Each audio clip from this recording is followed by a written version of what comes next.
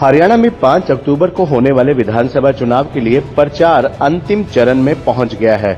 चुनाव प्रचार में आज मात्र शाम 6 बजे तक का समय शेष बचा है।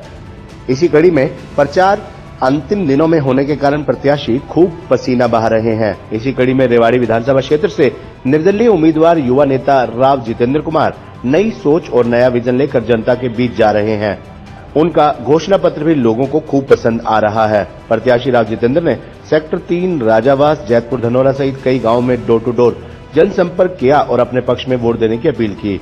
राव जितेंद्र कुमार ने राजनीतिक दलों के प्रत्याशियों से अलग निर्दलीय प्रत्याशी के तौर पर जनता के समक्ष अपना घोषणा पत्र रखते हुए कहा कि उनका कोई राजनीतिक बैकग्राउंड नहीं है, वे पहली बार चुनाव लड़ रहे हैं। अगर जनता ने उन्हें मौका दिया तो वे मुख्यतः 11 बिंदुओं पर काम करेंगे, जिसमें शहर तथा गांव की सड़कों से बेसहारा पशुओं को उठवाकर गौशाला में छुड़वाने, अस्पतालों में सिजेरियन की बजाय नॉर्मल डिलीवरी को बढ़ावा देने, शहर और गांव को साफ सुथरा बनाने, सरकारी स्कूलों को सीबीएसई में लाने की कोशिश करने, शहर की मार्केट और नाई वाली सब्जी मंडी को आधुनिक बनाने, सरपंची में बदलाव लाने और हर युवा को खेलकूद से जोड़ने का प्रयास किया जाएगा।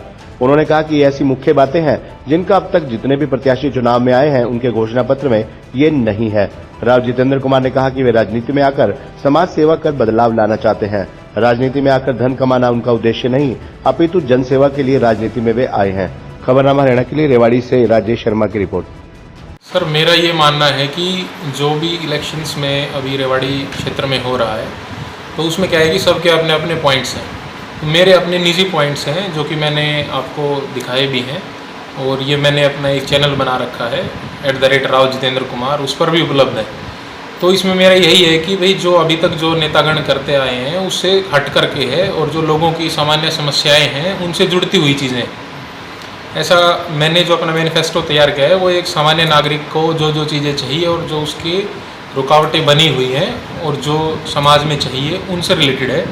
जैसे कि भाई आपके पास में पॉइंट्स में है, एक तो आवारा पशु है। तो आपने देखा होगा कि आजकल शहर में और गांव में हर जगह आवारा पशु हैं।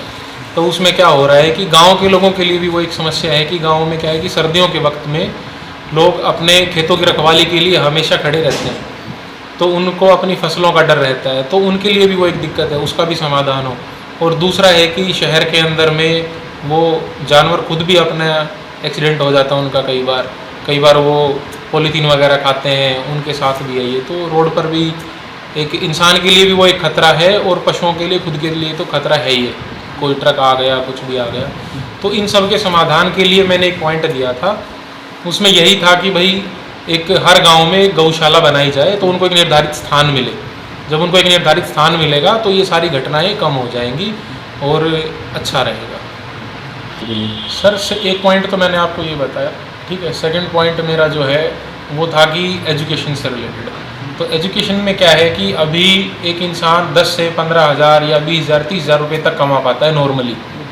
तो उसके अंदर में क्या है कि उसका आधा खर्चा तो स्कूल ले जाता है और फिर उसका जो आधा खर्चा है वो हॉस्पिटल ले जाते हैं, तो वो खुद के लिए कभी कुछ नहीं कर पाता। तो इसमें क्या है कि जो उसका आधा खर्चा है, जो स्कूल का जो बर्डन बना हुआ है, उस बर्डन को कम किया जाए। अब बर्डन कम करने में मेरे को जो मेरे निजी विचार है उसमें ये है कि भाई जो जितने भी स्कूल्स हैं हरियाणा बोर्ड में उनको सबको सीबीएसई में कन्वर्ट किया जाए।